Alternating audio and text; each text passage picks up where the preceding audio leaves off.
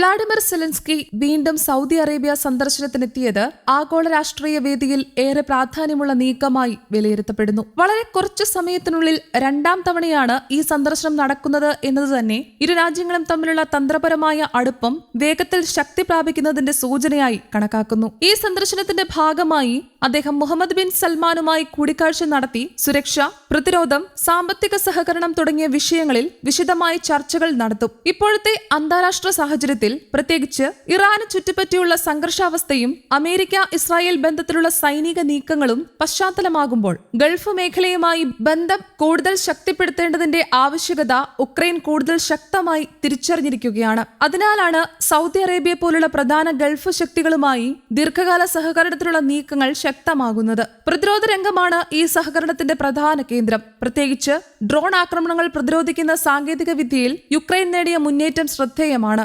റഷ്യയുമായുള്ള നീണ്ടു നിൽക്കുന്ന യുദ്ധത്തിൽ കുറഞ്ഞ ചെലവിൽ കൂടുതൽ നാശം വിതയ്ക്കാൻ കഴിയുന്ന ഡ്രോണുകളുടെ ഉപയോഗം വ്യാപകമായിരുന്നു. ഈ സാഹചര്യത്തിൽ ഡ്രോൺ ആക്രമണങ്ങളെ കണ്ടെത്താനും തടയാനും നശിപ്പിക്കാനും കഴിയുന്ന സാങ്കേതിക സംവിധാനങ്ങൾ യുക്രൈൻ വികസിപ്പിച്ചു. ഇത്തരത്തിലുള്ള സാങ്കേതിക വിദ്യകൾ സൗദി അറേബ്യയ്ക്കും അതിന്റെ അടിസ്ഥാന സൗകര്യങ്ങൾക്കും പ്രത്യേകിച്ച് എണ്ണ ശുദ്ധീകരണശാലകൾക്കും വലിയ സുരക്ഷ ഉറപ്പാക്കാൻ സഹായകരമാകും. കഴിഞ്ഞ സന്ദർശന വേളയിൽ തന്നെ ഇരു രാജ്യങ്ങളും വ്യോമ പ്രതിരോധ രംഗത്ത് 10 വർഷത്തെ ദീർഘകാല സഹകരണ കരാറിൽ ഒപ്പുവെച്ചിരുന്നു. ഈ കരാറിന്റെ ഭാഗമായി സംയുക്ത ഉൽപാദന യൂണിറ്റുകൾ സ്ഥാപിക്കൽ, പ്രതിരോധ ഉപകരണങ്ങളുടെ നിർമ്മാണം, സൈനിക പരിശീലനം, സാങ്കേതിക കൈമാറ്റം എന്നിവ ഉൾപ്പെടുന്ന വിപുലമായ പദ്ധതികളാണ് ആസൂത്രണം ചെയ്തിരിക്കുന്നത്. ഇത് സൗദിയുടെ ആഭ്യന്തര പ്രതിരോധ വ്യവസായ വികസനത്തിന് സഹായകമാകുന്നതോടൊപ്പം യുക്രൈൻ സമ്പദ് വ്യവസ്ഥയ്ക്കും വലിയ പിന്തുണ നൽകും. ഇതിനോടൊപ്പം യുക്രൈൻ ഇതിനകം തന്നെ മിഡിൽ ഈസ്റ്റ് മേഖലയിലെ ചില രാജ്യങ്ങളിലേക്ക് സൈനിക ഉപദേശകരെയും ആന്റി ഡ്രോൺ സംവിധാനങ്ങളെയും വിന്യസിച്ചിട്ടുണ്ടെന്നാണ് റിപ്പോർട്ടുകൾ സൂചിപ്പിക്കുന്നത്. യുദ്ധത്തിൽ നേരിട്ട് പങ്കെടുത്ത സൈനിക വിദഗ്ധരുടെ അനുഭവം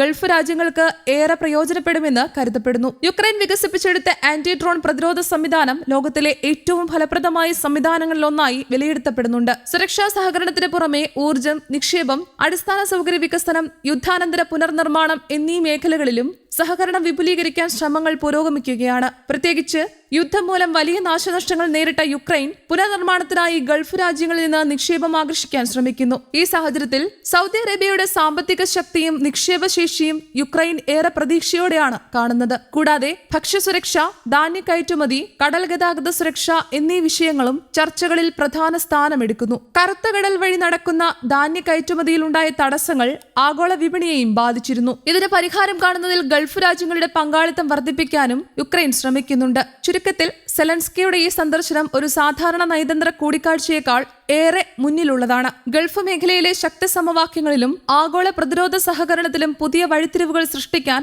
ഈ നീക്കം കാരണമാകുമെന്ന് വിലയിരുത്തപ്പെടുന്നു. News desk, Kerala Kaumudi.